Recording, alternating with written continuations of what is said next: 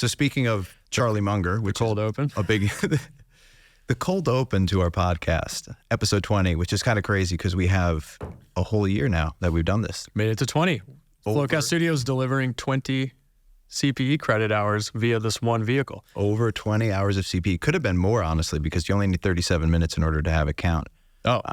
We figured out every technicality around these CPE credits. That's really, if you haven't checked out Flo Academy, check it out. We hacked our way to get you some CPE credits. You have to, you become an expert just naturally by doing this nonstop. Like every other week, it's a question, who's asking, is this eligible in Canada? Yes, it is. I just learned that today.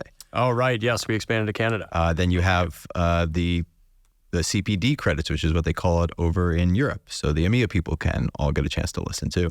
But over 20 hours, because if you think about the SVB episode, which was like our third episode, which went like 2 hours, 2.5 hours. That was a fun one, though. Yeah, a lot of exciting stuff there. So we were talking about Charlie Munger, who's actually one of the topics of today, because for those that don't know, Charlie Munger passed away at 99. Do you know the story about him? And they always tell the story about them on that airplane with Warren Buffett. No.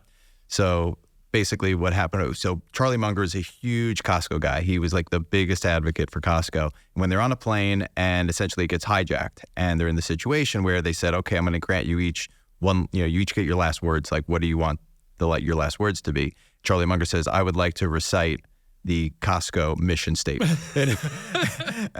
and then they asked Warren Buffett, what would you like? And he's like, shoot me first. Do you know what the mission statement is? No, it just seems like it's super elaborate, but like the $1.50 hot dogs has lasted forever. Nice. That's cool. But yeah, that's the cold open to this episode of FinTech Flo, episode 18. This is wrapping up 2023. Episode 20. Episode 20. What did I say? Said 18. 18? I don't know what's going on in my head, but it's 2023 and we're wrapping it up. So let's get flowing. All right.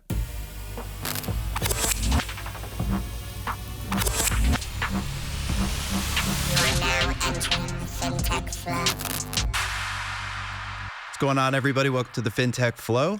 I am your co-host, Drew Carrick. Your other co-host, Mike Whitmire, co-founder, CEO of FloQast, inactive CPA. We love that.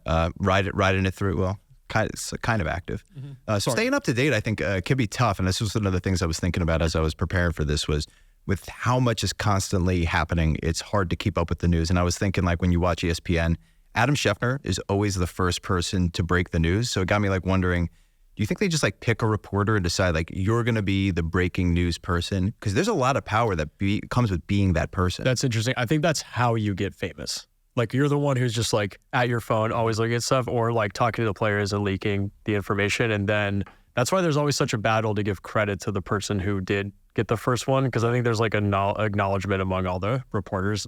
But that's also why people post incorrect stories then. Mm-hmm. Like that like need to be the first one to share it means you're probably not checking as many of the facts. It's just rumors you're putting out there. They just want to be first. Yeah. But you still need like corporate support in order to accomplish that, because whoever gets to be that person, you get like privilege. They're sending you out to the field. Like they're using all of the company's connections to be the first person that gets called and say, hey, this guy just went into the locker room. Yeah, down with the sprained ankle.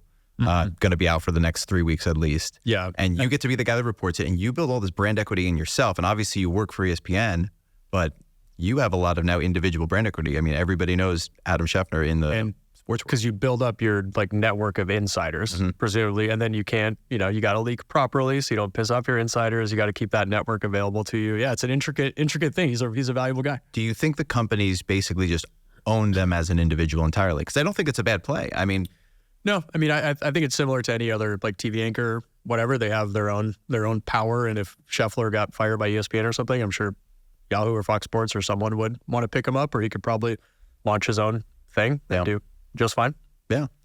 It's cool. Well, it helps when you have some corporate support. That certainly doesn't hurt. Yeah, ESPN flying you to every stadium, making all that happen. Yeah, I was saying you wouldn't be able to just do that on your own. You wouldn't be like, I want to be a breaking news person. It's like, sorry, you don't have that access. Yeah, there's no that's an interesting. We're going broader, but like that's an interesting argument for like the benefits of mainstream media. They're the ones actually doing like investigative research, still putting a lot of that out, and then a lot of like other alternative media is just covering what was already put out. And so you need both of them. So yeah, there's always the source origin story. It's not cheap to get that information. No. Upfront. So one of the things that I wanted to relate to our viewership, because this is sort of somewhat breaking. I mean, it's been ongoing, but I don't know if you're familiar with this, the Moore case that's going up to the Supreme Court. By the time listeners view this, we'll hopefully have a decision on whether the Supreme Court is going to deny it or going to take the case, but it's about unrealized gains. Okay.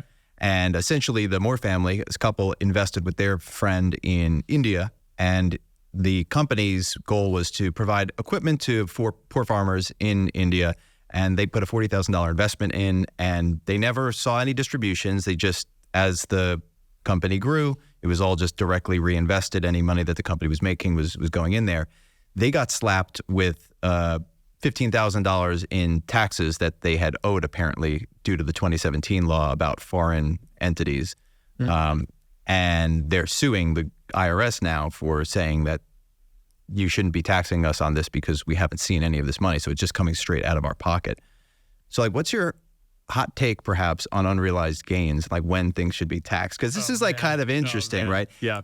It's very simple when money moves from some place to another place and now it's in my pocket. I have to pay taxes on the thing that came in my pocket. But this even happens, I mean, sometimes when it comes to like products and like gifts, right? You talk about, you get the hole-in-one, you win a boat. But guess what? You got to now pay taxes on the boat. And if you didn't have the $20,000 in the first place to pay the tax on the boat, now you have this thing that you have to pay taxes on. You're kind of in a weird pickle. I don't want the damn boat. Now you got to sell it at a loss. Tricky question here. There's all kinds of different unrealized losses. I wonder if that was like a dividend reinvestment thing, and it was like whatever profit they made ended up building the value of their equity, and so that was how they got to that. Yeah. I don't know. It's because they owned more than 10% of the company as well. And this is a goal to try to tackle those who are extremely wealthy or just sheltering the gains through unrealized gains. And obviously then you could take out a loan against your equity that you have in there, so you're not actually seeing the money come through. So I understand the sentiment, but it is a really difficult thing to understand, like unrealized gains, because the company could totally tank and then all that money could be burnt trying to save the business. It goes out of business and now you pay taxes on something and now you have to deal with, like, I don't know, rolling forward, carrying forward losses. Yeah. Now this gets into, like, I don't want to say, like, it's kind of like a class warfare thing. I don't want to say that, but like a lot of people aren't aware of how people shelter their money in the stock market, right? So super wealthy families, I'm talking the ones who are planning out like 7 generations of wealth, like my grandkids, great-great-great-grandkids will never work again, that kind of thing. You know, they're sitting on like billions of dollars of equity portfolios. It's all in the stock market. They're not selling that to live their life. They're just getting a loan from some bank. The bank is using the equity as collateral for that loan. Since it's a big loan to your friend, you get a very reasonable interest rate associated with that loan. This is not like the average mortgage that somebody gets. This is like you call up your buddy, here's the $1 billion loan for you to live your life on, and here's your interest rate, and you're going to make more in dividends, you're going to make more in appreciation, all that good stuff, so you'll be able to pay it down. So that means you never have to actually liquidate your position and realize that gain and pay taxes on it. There has to be some compromise within that world. That's the one that really kills me. But it's tricky because it is like, it's sort of like the boat scenario. You know, if you say, oh, you've made $1 million on Apple stock because you haven't sold it since 1990, 9 or whatever is kind of, but you don't have the cash to pay the tax if you get hit with something. So like, what's the compromise? Because I do feel like at some point it's just unfair that you've made all this money, you're able to use the cash via this other vehicle. Meanwhile, people are working every single day paying ordinary income on the work that they do every day. Like that's what kills me, is the juxtaposition of how much we pay in taxes and how frequently we pay for work we do every single day versus how there's a lower rate and less frequency around income that nobody actually works to earn. Humans are impressively good at figuring out ways. As soon as one law comes into place, you'll find some loophole there. As soon as that one gets closed up, you'll find another one. Yep. It's just become so complex and very few people understand it. Those who understand it have enough money to deal with the administrative burden of figuring it out. Totally. There's got to be like, maybe after 10 years of holding, you pay half of what you're up. And then when you sell, you true it up if you sell for a loss from there or something. There's got to be some vehicle. And I'll tell you, we have way more complex stuff in our tax code than what we're proposing right now. Like very doable based on the other things we've accomplished via the tax code, which is part of what presents all the loophole opportunities for things like this. So speaking of getting into the industry news and stuff in the profession, this is from Accounting Today. The SEC approved the PCAOB audit confirmation standard. Now, we talked about this on an earlier episode about this proposal. And this is one of those things that it's just like, how did it go this long without figuring it out? And the main context was the new standard uses negative confirmation request, says that negative confirmation requests alone don't provide sufficient appropriate audit evidence, which makes sense. That's like asking somebody out and saying, if you don't say anything, I'll take it as a yes. Hey, can I borrow your sweatshirt? And if you say nothing, I'll take it as yes, sure, I can. I'm pretty sure as a society, we're not cool with it in those examples. So yeah, I think it should apply to this one as well. Yeah, love to see something come through like this. Yeah, I mean, this is just it's a straightforward, it's an easy layup. And I like accounting industry professionals going for the low-hanging fruit and just taking on some of these things to show some of the progress, because there's a lot of complex stuff between crypto and I imagine with AI and all that sort of stuff coming on, that this is one that's a pretty easy, straightforward thing. Yeah, you're right. Compared to everything else that's going on. This is so simple, stupid. Nice. Okay, we got an easy one everyone can understand. It also specifies situations in which alternative procedures should be performed by the auditor. I love alternative substantive measures. Big fan of because again, this gets into the situation where so often, especially now with AI, and I'm seeing this a lot. My roommate, for example, is a content creator. The algorithm on Instagram and on TikTok is, if they see anything that might possibly trigger, this could be a flag, it just shadow bans your content, because in their eyes, it's not worth having it up. There's enough content going up on a daily basis. You don't have to worry about, we accidentally flagged something that shouldn't have been flagged. So they just opt on the side of, we'll flag more things. Now for him, this is his way of living. So he can't have a piece of content flop, otherwise that has a financial impact on him. And there's nobody that you can get in contact at Meta or at TikTok that's actually going to help look at your case individually. And I think that's one of the challenges when it comes to AI, is that if they start to use it too broadly without the human oversight, things like that get flagged, and there are human repercussions on the other side of it. And I have another buddy who his credit card company is like, hey, so we flagged your account, and we need to show you, we see your bank statements to show you have money to pay your credit card limit. Otherwise, we might have to put a cap on this. And he's like, I banked with Amex purposely for the intention of having this rolling credit. That way, through the ebbs and flows of my company's clothing brand, as they have seasonality and trends like that, we're going to incur $100,000 of costs leading up to Black Friday that we're not going to be able to pay until we hit those sales. And then in December, we'll be able to pay all that back. And we do this every year.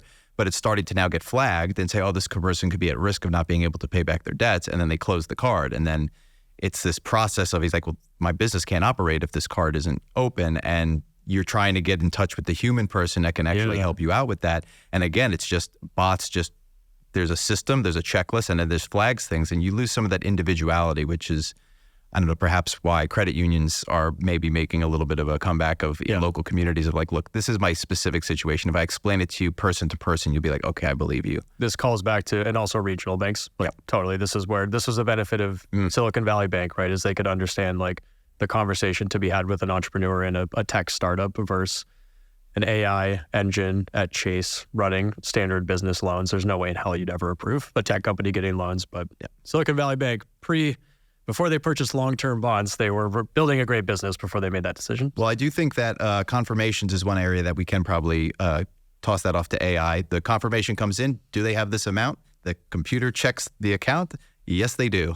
If yes, sign off on checklist item. The new standard will take effect for audits of financial statements for fiscal years ending on or after June 15th, 2025. So we've got a little bit of time till these things actually take place. This is one where I actually feel like, why do we need that much time? That's forever. Just make this. We can start next year. Yeah, that's an easy one. Moving on to the Wall Street Journal. This is a sort of headlines rapid fire because there's just been a lot circulating as we're here deep into Q4. So I just wanted to hit on some of these big topics as we wrap up the year. Charlie Munger, as we discussed during the cold open, Warren Buffett's closest friend for 6 decades, died at age 99. The two of them worked at Berkshire Hathaway together. Everyone knows of Buffett, but not many people knew of Munger. Yeah, and Buffett would describe Munger as the smarter one. Yeah, the dynamic. So it's that's an interesting one. I've known of Munger for a while. I've been a fan, following Buffett from the early 2000s kind of thing.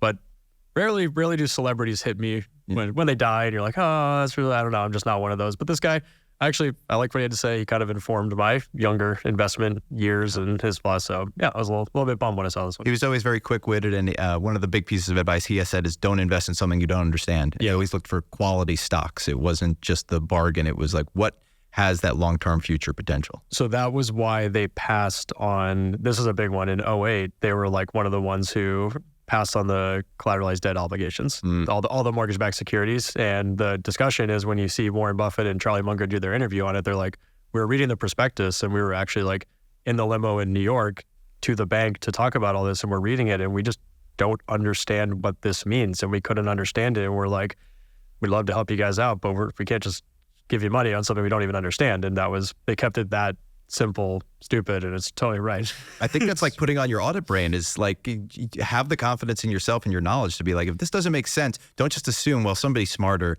really knows what this is about, because there's a good chance it just doesn't make sense. Well, I think most people know Buffett and Munger are big fans of accounting.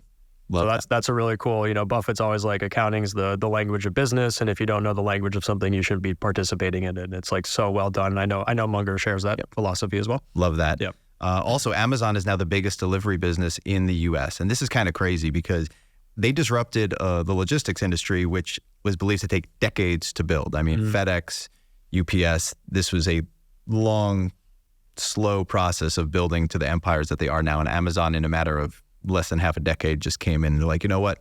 We're just going to be the biggest delivery service. And now they are. It's crazy. I remember seeing Amazon shipments go from being UPS to now Amazon branded. And that was like crazy.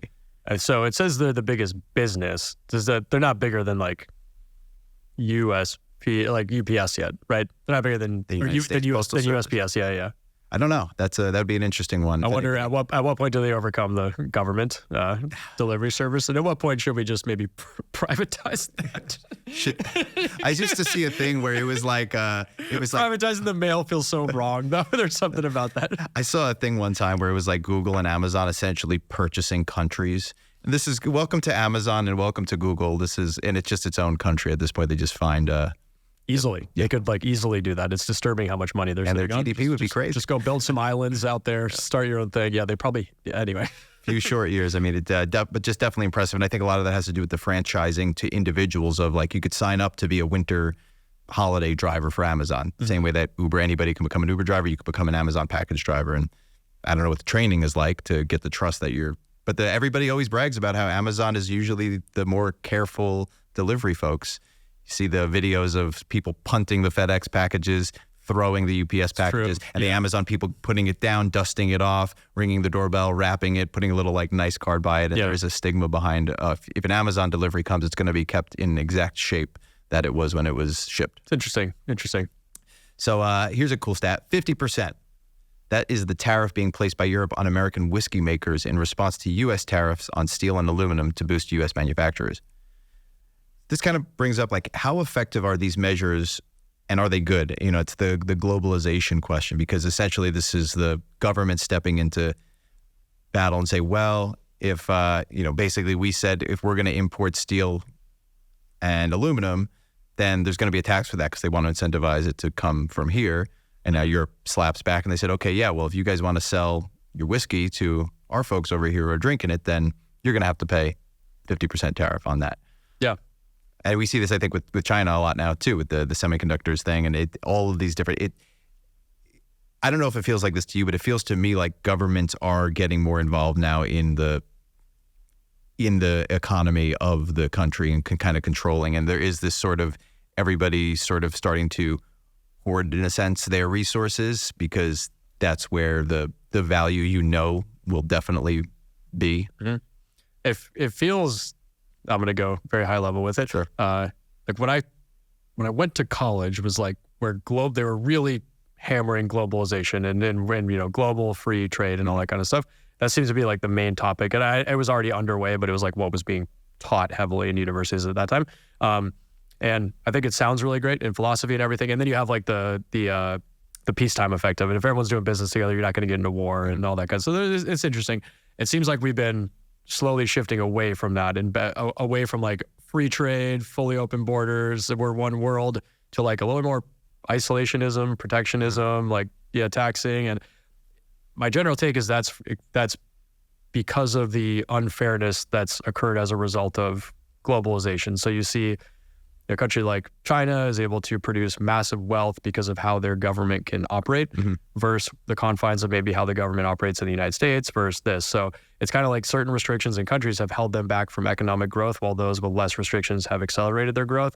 And it's almost like the makeup for it is after the fact, like, oh no, they're too far ahead. Like, let's hit them with some tariffs. Or then there's a supply and demand issue. Like semiconductors, Right, that's going to be like the gold of the future, and so you want to make as much money as you can and try to make sure that like you're getting your fair share of the pie and able to make that happen. So if you treat every country like it's a person, it's almost like the luck of the draw. Like, what were you born into? Because at this point now, I mean, the wars that were being fought over land back in the day, they had no idea what necessarily. Sometimes it was for gold or something, but a lot of the times it was just, I think, land for the sake of just power. Land. Yeah, right? It was just power. It turns out that when that shapes up hundreds or thousands of years later, wherever you ended up landing, if you happen to be sitting on oil, then you just happen to draw the golden ticket. And if you happen to be in a place that's got nothing but rocks, you're kind of like, well, shoot, we're kind of spit out of luck. Well, it's not just the natural resources, but then I would say the economic framework that you put around those natural resources. Like the United States has a lot of oil. Mm-hmm. We're not as rich as the Saudis. Mm-hmm. They nationalized it, we privatized it, and we have a bunch of big corporations. There you go. That's great. But we don't have the same national wealth and money that the Saudis just throw around to do whatever they want with. And I see we have a golf topic coming up. I don't know if that's I want to play into that one.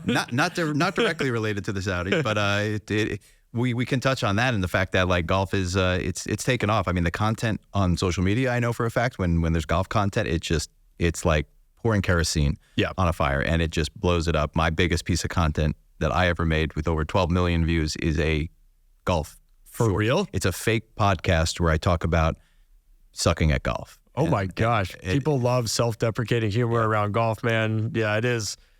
It's very relatable. But for the first time, most golfers are playing off the course, though. So it's kind of the minor leagues. It's kind of introducing people to the sport, because not everybody can go out and play 18 holes. Yep. Or it's kind of intimidating to go to a golf course if you've never been before, and the starter is like, whoa, you didn't check in with me first. Dude, it's super intimidating. Like, yeah, the first time you go to a course, especially if it's one of the nicer ones, you just feel like there are all these rules and you don't want to get yelled at and all this stuff. I will say, for anyone who hasn't golfed, it's much chiller than you think when you go out there. And if you're just like, hey, it's my first time, can you point me around, whatever, everyone's going to be nice and welcome you to the game. So they're playing off course. So it seems like this is a combination of, golf simulators, indoor stuff, and then maybe Topgolf is part of this one as well. And that's Topgolf ranges simulators. But like, I know golf was fading and then COVID hit and it got super popular, but it was also cheap because no one was playing golf. And then you come out of the pandemic and golf has gotten way more expensive. Some of these rounds are like insane to go play. It's almost like they're making up prices at this point for a lot of this stuff. It's wild. So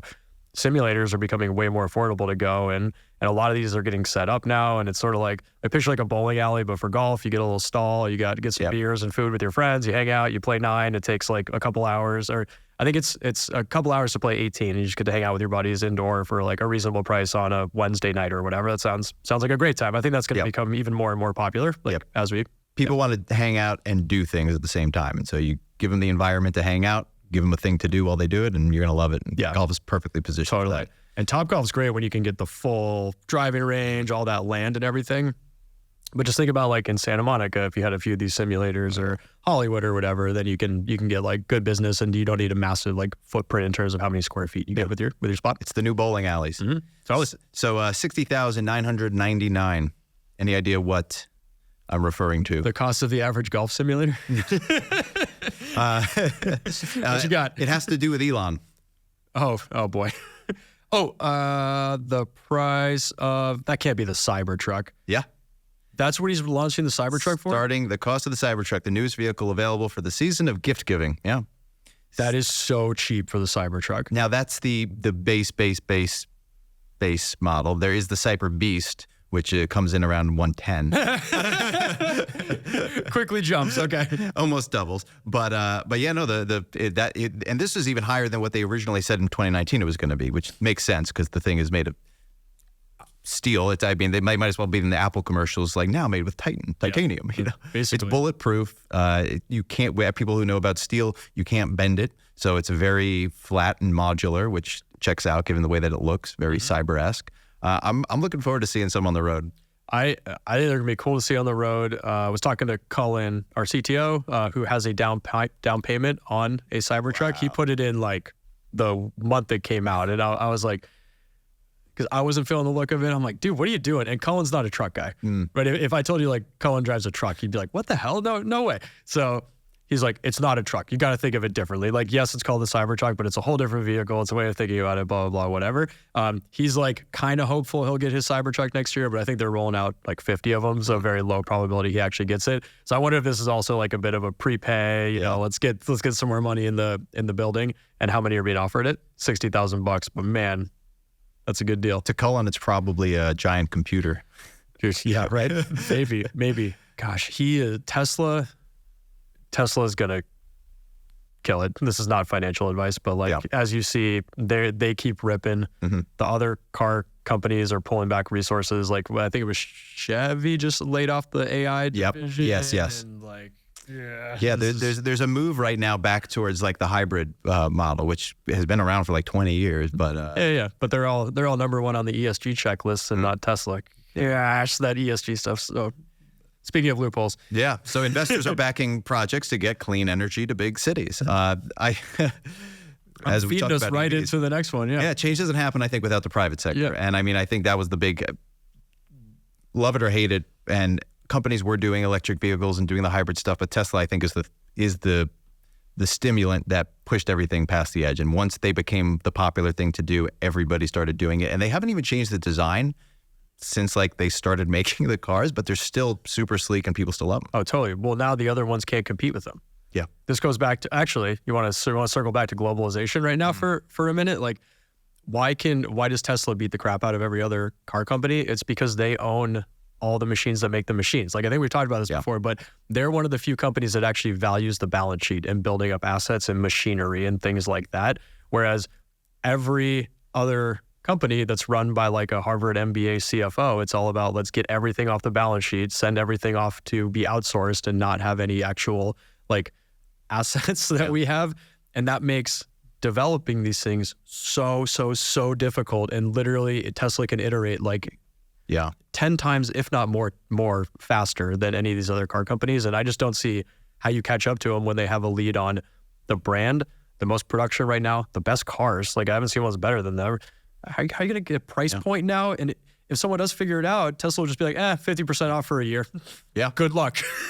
When you have all of the supply chain practically under your own umbrella, you can just totally iterate and you'll be so agile, and adaptability is the key. And especially given the geopolitical climate, you're not subject to all of those things in the same way that other people are. Charging network.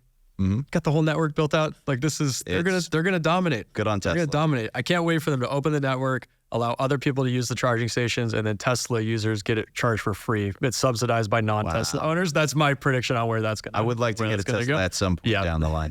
The succession race is on. Model 3 is very reasonable. The succession race is on at Johnson & Johnson. So going to be under new leadership. Contenders for the job are the head of finance and chief of pharmaceuticals. So I just thought this was an interesting thing that those are the two who are going up for this role. Is it better to go with a business person or a technical person? I mean, they're pharmaceutical. Depends on how you feel about the pharmaceutical industry. I actually saw the CEO of Johnson & Johnson speak recently. Pretty impressive guy, and had some interesting behind the scenes takes on COVID and everything that came out and trying to get things. Well, take pharmaceuticals out of it, and just any company that's you have business can be applied. It's very interdisciplinary, so it can be applied across the board. But I think at a company of that size, more the finance side. I think if it's earlier, actually,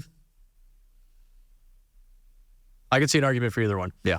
They're always expanding through new drugs they're rolling out. So does that mean that like the pharmaceutical person, I think it depends. Is the pharmaceutical person like a strategic forward looker, or are they more of a scientist? Like, let me just test this thing and see if it's helpful or not. I think what helps is when you can have somebody, and this is what I think primes somebody to be the perfect CEO, is when they have the technical experience to some extent, right? They have that perspective, but they do have the business background. They're able to sort of see both sides of that, because I would love to see it. The person is in charge, but they give autonomy to the pharmaceutical division. Focus on the research. Focus on doing the beneficial things that you went to school for, that you could study. Don't worry about the bottom line. Like, you just come to me with what the initiatives are, and I'll handle making sure that the money works and that it all flows. Yeah, that makes sense. So this is our final piece of Up to Date, and it's 1 year later. ChatGPT is still alive and kicking. This is from TechCrunch. Happy birthday, ChatGPT. It's been a year. Oh, feels like 10. Oh, it's okay.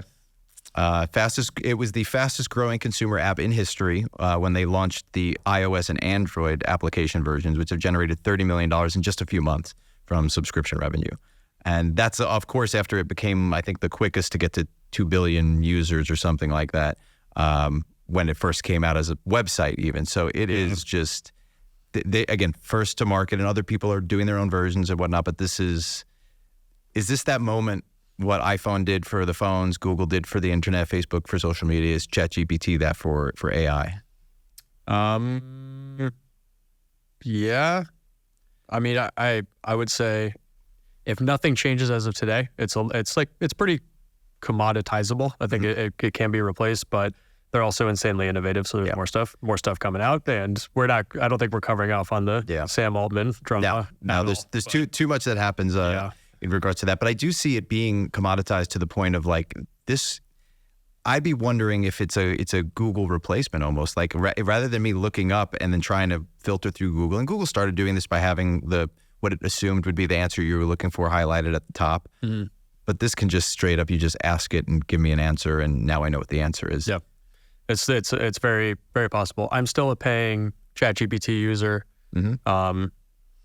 I will say, I don't know if it's materially better than Bard, which is free. And then I do, for some of the image generation, I like fooling around with Midjourney as well. I haven't tried Dolly as much, but yeah, I'm still a paying user for now. Just an interesting stat, an MIT study showed that for tasks like writing cover letters, delicate emails, and cost-benefit analysis, ChatGPT decreased the amount of time it took workers to complete the task by 40% while increasing output quality by 18%. Dude, third party. Like, here's a great, my best use of ChatGPT. So at FloQast, we sponsor Big Brothers Big Sisters program. Incredible charity. If you could participate, I highly recommend it. It's incredibly rewarding. I have a little that I've worked with for several years at this point, and he needed a letter of recommendation for a scholarship he was applying for. And I was like, all right, can you just send me an email with like, what you're looking for, and then a few highlights you'd like to make as part of that letter. And so he sent me that. I pasted it in there. I said, here's some points. Can you please write a letter of recommendation for me? It wrote one. It was way too formal. Didn't sound like me. I said, hey, make it sound a little less formal. Came out. It was great. It took 5 minutes, and it was better than what I would have written. And like when I do that kind of stuff, I spend way too much time. So I probably would have burned like 2 hours writing a little letter of recommendation. I can't believe how much time it saved me. It was amazing. So it's great for stuff like that. Yeah. Like I love it for things like that. Yeah, I love that as a prime use case. So moving into the world of have you read it? This is in the spirit of having a well-paying job and the holiday season being upon us. Just thought this was an interesting little fun fact, as we do the Ask Us Anything and get to know the FinTech Flo folks. Mm-hmm. This is from the accounting subreddit, Humble Tenor. What was your first big gift to yourself after landing your first accounting job after graduating? So we'll read some of these, and then I'll get what yours was and I like what mine was. So I'll go the first one here. A really warm winter coat, Black Friday 2010. Still have it 13 years later. This is like fashion clothing. I think that's something you don't spend a lot on in college. And so you do upgrade your wardrobe, I think, when you start working. Yeah. And winter coats, they can be classic. Yeah. Like keep that for 13 years. Nice. What do you got here? Getting a place to live, not in the hood. LMFAO. Okay. There we go. A nice That's place. Nice. I mean, a bit of an upgrade. I moved in with my mom, but that's a whole nother story. So I think, I moved back home after college. So the accountant in me was like, I'm going to stack as much as I can during these early years. And I got to live like a king, essentially, when you don't have to worry about paying rent, which is nice. But being able to move somewhere and not just be in a college place, especially for those that moving home is not feasible, whether socially it's just not the environment you want to be in, or you're just living in a different state. You go away to college, you go to UCLA, and you decide, I want to stay living in LA. Then you move out from wherever you came from. So I think definitely being able to afford a nice place is up there. For sure. A Tempur-Pedic mattress. Now, I bet you can't stress the importance of a good night's sleep. Yeah. And I think it's one of the things that we often, you get used to in college, sleeping on pretty crappy mattresses. Yeah. On campus. I was on a futon for a couple of years. And now you can't even imagine what it would be like. No, I do love my Casper. I will say it's pretty basic, but it's a great mattress. A trip to Iceland, very interesting. Yeah, vacation, of course. You go places you always wanted to go. And then we got a bunch of boring ones on the bottom. So this is the classic accountant answers here. More to my retirement, max the Roth IRA with a lump sum, increasing my investing contribution. I will admit that I was one of those people that was like, I can max out my Roth IRA from the prior year. I think at the time it was only like 5,500 or whatever it was, and I was like, yeah, I got my checks in. And that was the only time I ever threw money into a Roth IRA. It's still just sitting there. Yeah, I got mine's sitting there too. Who knows? I don't know where it's at. So what was yours? Do you have any big boy purchase after landing your first job? I guess we upgraded our beer choice. So we got to go from Keystone Light up to Coors Light, maybe the occasional, Corona, something like that. But no, my girlfriend at the time and I moved. So I moved back to LA. My wife came, my now wife, girlfriend at the time, and we straight up lived in my mom's house for like 9 months. And we were very frugal, saved up enough to then buy our condo. So that was like a huge life-changing move for us to be able to stay at my mom's place, be frugal, do my job. We both had jobs, saved up enough money to get that place. And that's just like been, that was an incredible start for us. So yeah, very grateful to come out and make like reasonable money and be able to put ourselves in a position to do that. I just finished the fourth part of the CPA exam, was feeling super confident. And this was about a month before I was starting work because I'd crammed it in. I was like, I'm going to get this thing knocked out in the 6 months between graduation and my January 1st start date. And so I'd just taken BEC, felt so good driving home from that. I had a 16-year-old Honda Civic, stick shift, 2-door, like dented. Like one time driving back to college, it was snowing out in New York and I ended up literally grinding against the guardrail as I was like getting scary, up. Dude. And that was when my car was in the process of stalling out too. I had started my trip to Maryland, got on the Throgs Neck Bridge, stalled out, skidded on the way, turned around and came back home and I skidded out. The cop pulled up to me. He's like, "You all right?" I'm like, "My car is just not turning on." Yeah, dude, moving from LA to the East Coast and learning about driving in ice and like how all that is scary stuff. People from out here don't realize how difficult that is. So my first big boy purchase was I went ahead and I got myself a car. Nice. 4-wheel drive for the East Coast. It was not. Then when I got my second job is when I upgraded to a 4-wheel drive. I got a Jeep Wrangler. I'd always wanted. Nice. When I was like, wait a second, I have a job. I can afford this now. Man, and how much better was it driving around during the winter in that? That must have been life-changing. I was a soft top, so it was a little chilly, but at least I had traction. And I realized that moment when I was driving I had a little orange sports car, Scion FRS, which I still have and has sentimental value. Like that's my car. I used my CPA bonus and my signing bonus to get that car. That's the one that has the CPA New York license plate on it. I wrap it up for the winter, take it out for the summer. But it was when that one was skidding down. I was driving back from work. It was late at night, and I'm driving, and it started icing, and I'm sliding down. I'm like, I'm not pressing the gas, and I'm just sliding. Yeah. I pulled over into a parking lot. I called my friend who worked at KPMG, and I was like, "You still at work?" "Of course you are." And we lived in the same town. I was like, "You want to pick me up from the parking lot?" We both, all the accounting firms were in the same town on Long Island, so. He's like, "Yeah, I'm wrapping up in the next half an hour." And so he came and picked me up from the parking lot of like the local That's very nice. restaurant. Very nice. Drove me home. And when you're sliding like that, you're not supposed to hit the gas or the brake, right? It's like you're not, it's the most counterintuitive stuff. Because I think if you hit the brake, then you just start spinning and you're screwed. Yeah. So scary stuff. So that's concerning. Yeah, you spinning around the ice is concerning late at night. But here is the concerning news, perhaps. Accounting Today said the IRS falls short when employees get arrested. Now, Excuse me? Get this. My first interpretation of seeing this article was that the IRS wants to know when people are being arrested so that way they're, appropriately collecting taxes or not. They're talking about their own employees. Okay. The report released by the Treasury Inspector General for Tax Administration noted that the agency has a post-appointment arrest program that receives notifications from the Office of Personnel Management when an IRS employee is arrested. Subnote, are there too many departments and too many committees in the government? To be determined.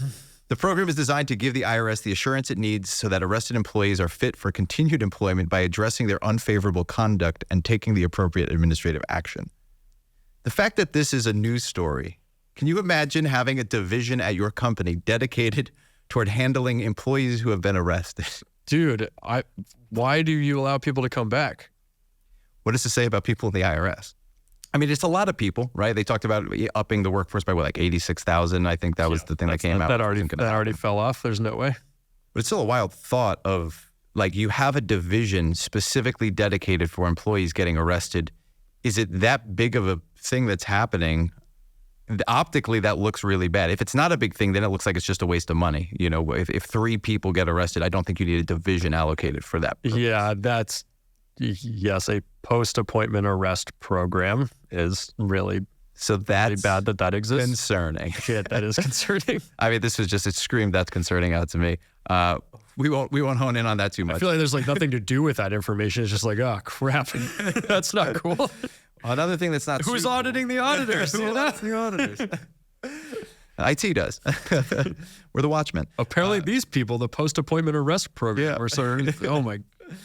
So other concerning things in the same train is Spotify announced, this is from ABC 7 Eyewitness News, that they are laying off 17% of the workforce in a third round of cuts this year. So it's approximately 1,500 people. And I want to pre-disclose on this, though, that that's not as big as some of the other cuts that had happened. They had laid off a fair amount in January, then they had another small cut in June. They said it's because they were too big from where they needed to be for their cost structure, so leaning out is important in the 9 months to September. For the 9 month to September, they had them at a $500 million net loss. So we were talking about EBITDA earlier. $500 million net loss is a lot. Spotify is arguably doing well with the podcast division. They have the audiobooks that they're getting into now. They're without a doubt the most used and most loved of the streaming services in the music world. But that's a hefty loss. And so human capital seems to be the earliest one to I wonder if the expense is ramping up in part because of that additional content they're getting. I know like the podcast creators are very expensive to bring on. And then the whole audiobook thing, I like just stumbled upon that. How long have they had audiobooks, and how much are they spending for the, like that? Maybe is that the driver of the additional expense, and then they turn to headcount to cut it? And I think what it is companies got really bullish on a lot of initiatives, especially the Joe Rogan deal ended up being a big sell for them, and that worked out really well, but you're not going to be able to replicate that. And I think there was an attempt to maybe see, can we create some other lines in that train of thought? And it just didn't happen. And I think what you do is, as you know, in the tech world, you bulk up. You build your company up and you've got everything in place. That way you're able to be as efficient as possible. But if the initiative doesn't pan out, you just kind of left with these oversized divisions that really aren't justified and aren't warranted. Mm-hmm. So, and they're not the only ones. We'll get to this on the next slide, but there's a lot of tech giants in that, in that realm. Well, everyone's raising prices too. Mm-hmm. Seems like every streaming service that Spotify, I think Spotify just increased prices as well. And it's they can. And maybe part of the problem is you can't spend, like, what was Rogan, like $100 million or something? Then you can't give another person $100 million because how many incremental listeners do you really get above and beyond that? Like, getting the Rogan audience goes from 0 to many millions or however many, like a lot of people listen to him. But then when you add on the next, person who appeals to that similar audience that's of basically no value to you, but presumably the artist wants that amount of money. So what's got to give there? Diminishing returns. Now I kind of want to pry open the 10Q and the 10K a little bit and check it out. And you can because you're an accountant. Yeah. If you don't follow FloQast Studios on Spotify, get on that now. We're going to be releasing a bunch of music and audio media in 2024. And we'll be gifting our top listeners special swag during next year's Spotify Wrapped. Nice. Love it. Little plug. But on to the next slide, which is kind of in the same train of thought. This is from the Wall Street Journal. Tech titans are learning to do more with less. So this is sort of the trend, I think. And, my explanation for this being the new normal, and just to read from what the article says, is big tech companies, including Amazon, Google, Microsoft, and Meta, are making strategic trims and changing their budget strategies to keep tight controls on costs, even as their businesses and stock prices rebound from the tech downturn. Where companies focus on efficiency and act more like their corporate peers, prioritizing shareholder value and healthy margins. And I think we went through the phase. I think it's just the ebbs and flows. And we have these phases where I like to call it it's like bodybuilding. It's bulk and cut.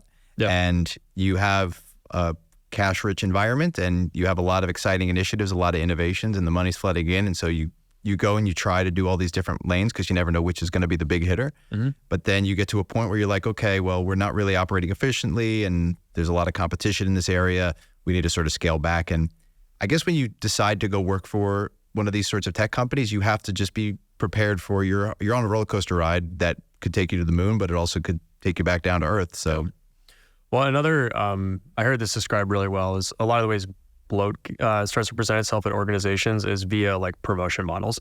So you should probably have at least 5 direct reports to justify a position, right? So very common in a tech company, you hire somebody, they're an all-star, you want to promote them. So then you figure out 5 headcount to give them because you promote them. And it's not necessarily like we had these strategic initiatives. It's just like, we need to hire this many people. Then you have some all-star on that team. Then you want to promote and give them 5 people. So you end up just with layers of bloat when maybe the best way to run that company is the all-star who was doing the work. You never should have promoted them in the first place and just had them keep doing the work, because them managing is a lot less effective than them getting stuff done.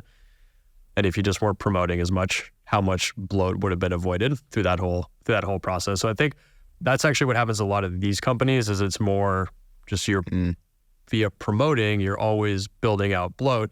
And you have to, and many times, like, offer promotions and be aggressive about that to recruit people, because all the best talent, like, in a bull market, they'll be like, well, promote me or I'm going to quit, or I got this other offer. And so it's not just like they're doing it out of the kindness of their heart. It's like the market's nasty and you got to compete. And so you offer promotions as a means of keeping people around and doing all that. But in markets like this, people don't care as much for kind of middle management bloat. Yeah, I think it's tough when a person's career might outgrow or grow too quickly compared to the growth of the company. Exactly. That's just unfortunate, right? Yeah. Like, there's nothing you can really do in that situation. It's like, look, we want to pay you more, but everybody can't be in charge. So at some point, you either have to bite the bullet and you're like, you know what, it's been good, but hopefully maybe you come back when we are of the right size and you leave a good taste in their mouth.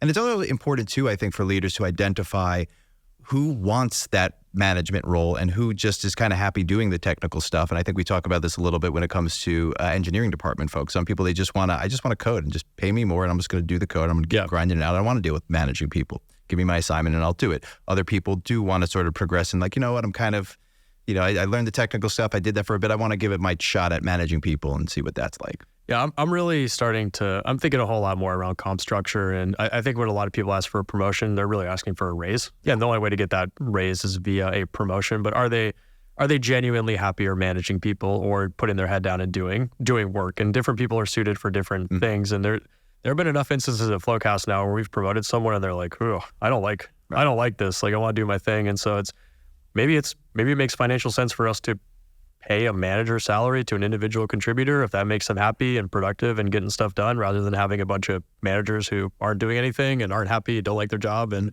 are you familiar with the Peter principle? No. You promote great people to their level of incompetence. You're going to keep promoting someone until there's some point at which they fall apart and aren't good at their job. And then all of a sudden you've promoted them out of something they were stellar at into a role where they're struggling. So in many ways, you've done them a disservice and not put them in a position to succeed. Yeah. One of my personal thought leadership pieces that I promote as much as I can is the 3 types of employees.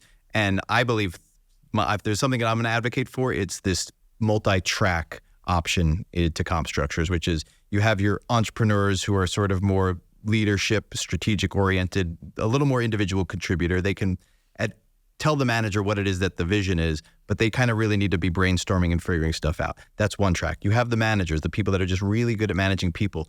They might not necessarily be the best technical person, but they know how to get the team to accomplish the goals. And then you have the technicians, the individual contributors who are just really good at their job. And they don't necessarily all want to be the other person, but we have this trajectory that you believe you have to flow through it. But if you just said, you're all going to get paid the same, you're just doing a different job. Managing people is just a different job than doing the actual work. It's not necessarily a more difficult job or one that warrants more pay. And I think having a few lanes is a good idea. One could argue in many regards, managers should be paid less. Yeah. So it's I don't think anyone would want to be a manager if that came with a pay cut. Yeah, well, it's true. But if you think the job is easier. I wonder if the price were the same, yeah, like what percentage of people would stay in the individual contributor role versus opt into the manager role? If salaries were the same, exactly the same, you choose. Yeah. Who cares? I love the idea, and hopefully there'll be some experiments, maybe some companies trying it out and seeing how it goes. Yeah. So last part here, how should we account for memes? Last one of the season. Little funny one here from the Big Four tweets. Reviewing clients' payroll. Me. I'm in the wrong business. This is kind of relevant to some of the stuff we've been talking about with different storylines in the accounting world. The privilege of being an accountant is getting to see all the numbers. It is the number one account to audit or get that control assignment is on the payroll side. I did love that, but yeah, you oftentimes. Well, I'm curious what you like. Would you key in on what the accountants at the company were making to kind of like get a glimpse into your future? Oh, for sure. That was what I was doing. I'd look at the other departments and be like, holy crap, or whoa, that's all they get. But then really, I was like honed in on. When I'm 27, I'll make this much. See, I worked predominantly in higher education and not-for-profits. And so looking at their salaries and seeing I actually made more than them more often than not, even as an associate or a senior, I was like, But I also saw them coming in at 9:30, leaving at 5, and hanging out most of the day in the kitchen. Hourly rate's pretty good. Yeah. Mm-hmm. And so they were kind of just, chilling and sailing it in, but I had the ambition, and I was like, I want to keep grinding and going up.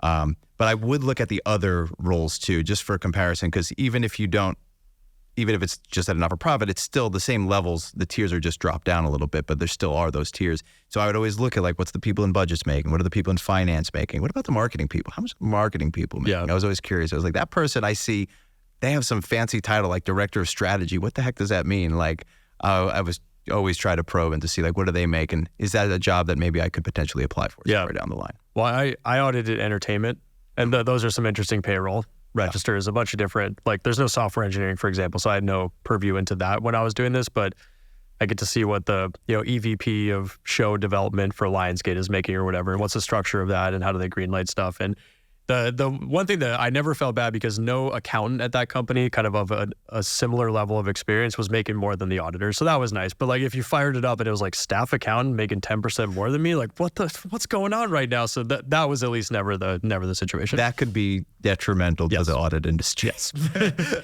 Yeah, we might be heading there. Yeah, we will see. So with that, I wanted to get into the concluding cycle, where I wanted the opportunity to have viewers submit some questions. Is there anything that anybody was curious about over the course of the year? This was cool. It's a great idea. I like it. Yeah. And so this is our little FinTech Flo 2023 wrap up. Ask us anything. So this first one, I think, is a little more oriented towards you. This is Matt from New Jersey. I own a small practice in the tri-state area and have some part-time workers who help during busy season, and a very talented intern, but I'm scared of taking on being responsible for another person's salary as a full-time employee. I'm at a stage where the work I have is overwhelming, but if I hire somebody, I'll be too busy to train them in time to make the same amount that I make now. It's a catch-22.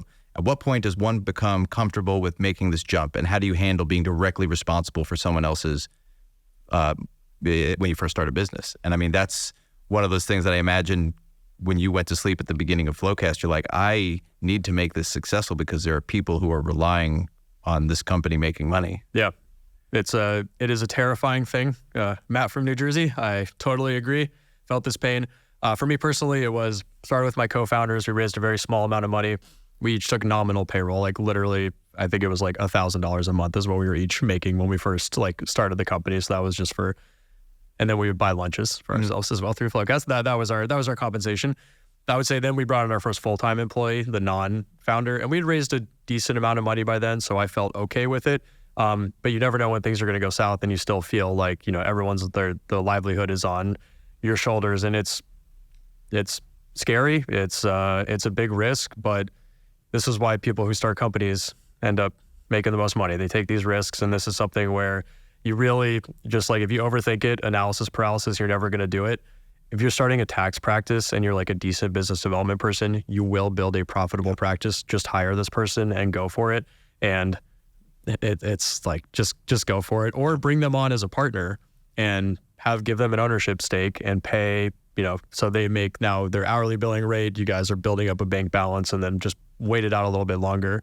And by then you might be able to build up a bigger book of business. You have 2 people doing business development, and then you hire someone full-time after that. So maybe ease into it a little bit, or just the reality is you got to just quit your job, take the leap, and go make it happen. Yeah, I think this is one of those situations where, you're working, you're building up your income, and you're saying, okay, well, if I can get to 150,000 in revenue, then maybe I'll have to just bite the bullet for a year and drop down and make half of that, if that even, and you just have to kind of, I think, prepare yourself for that moment. No, and the whole, I'm really busy. I have to take time to train them at the same amount it's a catch-22. Like, yes, that is, but everyone goes through that. And if you have the opportunity to build a practice now, putting in the work for the next year or 2 years means that when you go to retire and it's a practice you've built that you then have succession planning for, and you get to make money during retirement off that practice, versus you're a sole proprietor and there's no one to hand it off to, and then all your income's gone. You will be thanking yourself profusely when you go to retire for the extra work you put in 2024 and 2025, and then you'll be ripping by 2026. Love it. Mm-hmm. So Jessica from Rhode Island, you guys talk a lot about the accounting pipeline problem. Do you think it's going to keep getting worse until it's too late, or will it get better? I think it's going to get worse. Will it be too late? I think too late's a little subjective. Yeah. There's going to be some desperate measures that are going to have to happen to plug the gap. But yeah, I think it's. I would argue it's too late. people are grinding. They're so unhappy that they're quitting already. And it's like, I think it's too late. Some drastic action needs to occur like yesterday. Yeah. Backs are up against the wall in the profession. And even when you do see some of the positive news about, perhaps changing what it takes to become a CPA, because it seems to be interest in becoming CPAs. It's just a matter of, can we make the practice actually be applicable to the performance so that you're working on what you're actually going to do in the game and not just theoretical stuff and not just knowledge cram. That's what needs to happen. But like you said, we're already at the point where it needs to be happening now. And so I do think it continues to kind of get worse. I mean, it's one of those things is accounts are very good at bending without breaking. Yeah. If there is a profession of people who will bend and bend and bend and bend and bend, and it's accountants. And I mean, it's something about character. I have a friend who is like that, and he's killing himself all day, every day, and it will take. We're almost considering an intervention for him. Yeah. It's one of those things where it's like, you will take a lot, you will eat a lot, and hopefully we're able to. I think we're close to where the straw that breaks the camel's back is happening. When you see salaries start to go up, that to me is kind of the leading indicator of like, okay, executives are recognizing this is broken, salaries are going up, and then that will be like a short-term fix. But hopefully in the meantime, some of these like higher level, more top of the funnel challenges are being sorted out as well. And then outsourcing is going to be the stopgap for this and technology. Yeah. So we got Luke from New York here. As an aspiring entrepreneur, how early on in coming up with the business idea do I need to decide what the scale of it is going to be? Do most founders know when they start something they want it to be more than just an income source? When you were coming up with FloQast, did you know from the very beginning you wanted to try to create a company to go public? Was that from day one like, this is the mission? Yeah, you need to know what you want to do and what the opportunity is, because you're going to make the decision of whether you want to raise venture money or not to really go for it. So for me, it's always been go public, build a big company. And for a VC to take that kind of risk early on, you need to be offering those types of returns and that type of promise on the end. That there's no right answer here. It's up to the entrepreneur and what they want to do. I love this and what we're doing and going big. I will say it is insanely stressful, and I have a lot of people that I answer to, and it's very, it's I don't want to say it's a job, but I'm responsible to so many people that in some ways it feels more like a job than it did like in 2015, for example. As you get bigger, it's just like, we got to go through budgeting. We have to do these things. You got to really, which we've always run pretty maniacally, but it's just get a little bit bigger, and that's how it goes. Whereas if you got a 10-person, tax practice and you're ripping off $1 million a year, and you can kind of like do your thing, and you're not gonna have a board that's pissed at you. You don't have to worry about, I got to hit this metric or this growth target to raise money. I hear about like my mom consults with a cash flow positive company that's like founder led, but they're not trying to become a $10 billion company. And the way they run things is wildly different than how we run things. It's like we are like that, really well buttoned up. You got the board meetings, things happen monthly, quarterly. We have the appropriate meeting every 2 weeks, every week, whatever. Everything's structured. You lay out product, all this kind of stuff. They're just like, we're working on this new product. When do you think it's going to come out? I don't know. There's like none of that urgency. And so, it's a whole different ball game. I like going big though. Yeah.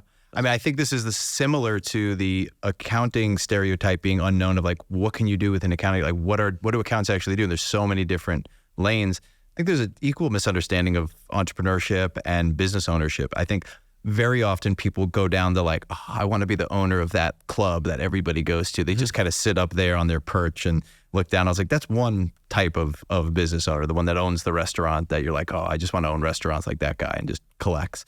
But then there's actual like operating and running a business and trying to take something public. There's trying to make an impact on society. There's like being cool, there's being famous, there's being rich, there's being powerful, all different lanes and different motivations. And yeah, I do think kind of some people will stumble upon it where maybe you start with I don't know, right? This Chick-fil-A probably had no idea that they were going to go, to the franchise model that they eventually went to. McDonald's didn't. You open up a burger shop and then it becomes popular. You open up a second one and next thing you know, it's like you're going public.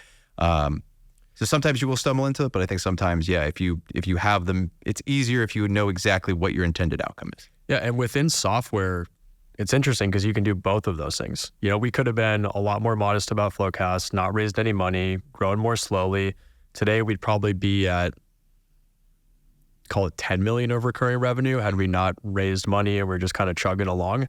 But, we're not a $1 billion company by any stretch of the imagination. There's no clear sight to an IPO because we can't invest in much in product and growth, and we'd be falling behind in product innovation and all that kind of stuff. But you can do it. Like, there are a lot of cash flow positive SaaS companies where you have individuals who are making a really good living off of it. Doesn't even have to be $10 million. If you're two people and you got a $2 million business, like with some product like growth thing or whatever, that's great. That's freaking amazing. But yeah, I'm just different. So, yeah. But it also depends. Like I said, it's the idea. And then within software, yours on restaurants, that's a really good thing where you can keep it small if you want, but the potential market's so big, you could go big if you wanted to. So I like, that's a good take from you on that one. Yeah. I do like the SaaS approach to when you talk about something that's innovative, that's so quickly needing to iterate. I do think it helps having that cash injection because the rate at which if you come up with an idea. Now, granted, a lot of people, they build a little thing and then they sell it off. Yeah. Right. And that's, I think, the more often, very common, probably more often what happens than saying like, no, I'm taking this public come hell or high water. Mm-hmm. Do you know the percentage of VC funded companies that get to 10 million of ARR? No. 1%. Wow. The amount that go public is like a joke. Yeah. It's like 0.01% of companies that get funded end up getting that. The numbers at 100 million ARR are so low as well. So yeah, odds are it's not going to happen, but plow forward. I will say one thing to be aware of: if you want to head in the VC route, you are selling. Yeah. You are a seller. So look yourself in the mirror. Can you sell? Can you sell VCs? Because you're going to have to be raising money constantly to build something that's big enough to justify the returns around that. So that to me means you either need to have the riz, as they say, and be able to sell and convince people, or you just need to build a business that's so killer from step one that it's like people are just wanting to give you money out the gate. You can accomplish either of those things, but just important, like, be honest, look yourself in the mirror and say, am I the showman to go, or showwoman to go raise money for this company? Love that. Mm-hmm. So last one here, Sarah from Texas. If you had a piece of advice to try to incorporate into your mindset for 2024, what would it be? So I think for me, I'll take the first stab at this. And we talked about this kind of early on about the complexity of dealing with unrealized gains and Charlie Munger's advice on don't invest in something that you don't understand. And this has been a big one for me. I think in order to avoid stress, the world is complicated. Simplify. You just try to simplify as much as possible. And for me, that is, how do you standardize your meals? I mean, this is the accountant in me coming out a little bit, but I just have the same meal all week because it just is one less thing I got to think about. There's a reason I think why most top business professionals wear the same clothing all the time. They have a pretty standard outfit. One less decision that you have to make. And the more you can simplify, then the more you have the ability to, I think, enjoy other things in the world and don't get wrapped up in the complexity of it. Yeah, that's a good point. So we're renovating our house right now, and we downgraded for the temporary move. So we moved out of our house, and I was realizing that we never actually moved out of that condo that I mentioned to you previously. We bought our house when my daughter was a week old, so we were just in it, man. And so when we moved out of our condo, which we lived in for 10 years, my family just came over, we boxed everything up and just moved it all over. And so we literally haven't moved out of our condo or our house. And so now we're like 16 years into all this stuff. We're downgrading into a smaller house for the transition. We got rid of 50 bags of clothes. Wow. So like to the local Missions where we took it. And it's like the feeling of relief of just like all this stuff is getting out. I'm simplifying my life. You feel so much better about not having all this unnecessary stuff that like you don't use around the house. And then you feel good about giving it away, all that kind of stuff. I did take the receipt for the tax deduction on that. There was enough of a drop off on that one. So I like simplifying. Yeah, I'm doing that with my storage unit. I've been out here for coming up on 2 years now and still have my storage unit back in New York, which is a bunch of stuff that I moved to New Orleans when I thought I was going to live in New Orleans, that I then shipped back to New York when I came on out here before I had a place to live out here. And storage units are a killer business. Yeah, and so I am looking forward to allocating a day of my time over the winter to just clearing out as much as I can. And at this point, I just wear Shell Corp. Yeah, you do. Yeah, you are a walking advertisement for Shell Corp. Good close. What's my piece of advice? Let's see. And then my mindset.